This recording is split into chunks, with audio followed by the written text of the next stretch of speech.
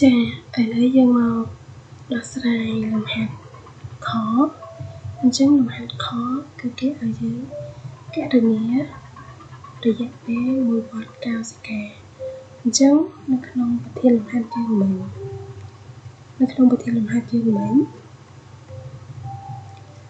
គេថានេះក្នុងប្រធានលំហាត់យើងគេឲ្យយើងគណនារយៈពេលក្នុង1វ៉ាត់កោសិកាអញ្ចឹងបើគេដឹងថា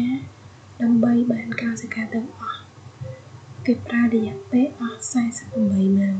អញ្ចឹងរយៈពេលដែលគេប្រាប់យើងនេះគឺជារយៈពេលសរុបអញ្ចឹងអ្វីដែលយើងរកគឺរយៈពេល1វ៉ាត់រយៈពេលសរុបយើងដឹងយើងរករយៈពេល1វ៉ាត់វិញចាអញ្ចឹងយើងសូមបំរាប់គេហើយរយៈពេលវ៉ាត់កោសិកាសរុបស្មើនឹង48ម៉ោងអញ្ចឹងយើងដាក់រូបមន្តនៃគេសម្រាប់រយៈពេល1វ៉ាត់កោសិកាស្មើនឹងរយៈពេលនៃវ៉ាត់កោសិកាសរុបចែកនឹងចំនួនដងនៃមីតូដែលយើងអត់ទាន់ដឹងគឺចំនួនដងនៃមីតូចាភាសាររយៈពេលវ៉ាត់កោសិកាសរុបនេះគឺគេប្រាប់យើងហើយអញ្ចឹងពេលដែលយើងអត់ទាន់ឃើញគឺចំនួនវ៉ាត់កោសិកាចាអញ្ចឹងចំនួនវ៉ាត់យើងដឹងហើយគឺស្មើនឹងចំនួនដងនៃមីតូមែនអត់ចាអញ្ចឹងយើងត្រូវវិចារគេសិននេះហើយរូបនេះគ្រូតែបញ្ចូលចា1វ៉ាត់កោសិកាស្មើនឹងចន្លោះវាបូកនឹងមីតូកន្លែងនេះមានថាមួយជុំហ្នឹងគឺស្មើនឹង1វ៉ាត់កោសិកាហើយអញ្ចឹងក្នុង1វ៉ាត់កោសិកាហ្នឹងមានចន្លោះវានេះពណ៌កាស្តាំងនេះចន្លោះវាហើយនឹងវគ្គមីតូដែលយើងឃើញកោសិកានៅ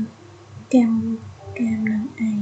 គឺវគ្គមីតូអញ្ចឹង1វ៉ាត់ហ្នឹងគឺវាមាន2វគ្គនៅឯងហើយនៅក្នុងចន្លោះវគ្គនេះមាន3វគ្គនេះវគ្គ C-on វគ្គ S-D នេះគឺជាវគ្គដែលកោសិកាឆ្លងកាត់លឿនបំផុតនៅក្នុងវគ្គនោះ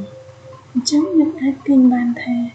1វ៉ាត់កោសិកាស្មើនឹង1មីតូអញ្ចឹងយើងបានចំនួនវ៉ាត់ស្មើនឹងចំនួនដងនៃមីតូអញ្ចឹងបើសិនជាចំនួនដងនៃមីតូឃើញមែន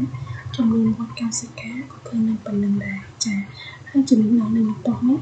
គឺយើងរកឃើញនៅក្នុងសំណួរកហើយមែនទេចាអញ្ចឹងយើងចំនួនចូលមកយើងឃើញអញ្ចឹងស្មើនឹង4វ៉ាត់កោសិកាអញ្ចឹងនៅពេលដែលយើងឃើញ4វ៉ាត់កោសិកាហើយគឺយើងយកទៅចំនួនក្នុង1វ៉ាត់កោសិកានេះវិញមកយើងអាចរករយៈពេល1វ៉ាត់ឃើញហើយចានេះ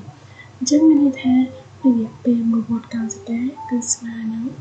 48ចែកនឹង4ស្មើនឹង12ម៉ោងចា